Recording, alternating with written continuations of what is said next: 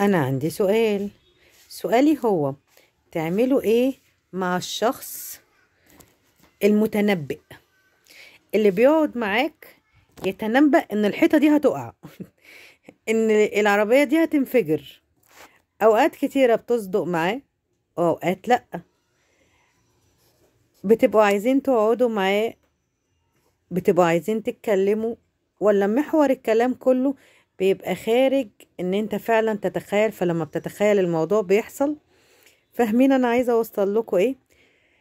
يا اما بتبقوا خلاص مش عايزين تقعدوا مع الشخصية ديت، لان في ناس كتيرة من البني ادمين بيقولوا ايه، اصل ده لابسه عفريت، الواد الجن العفريت.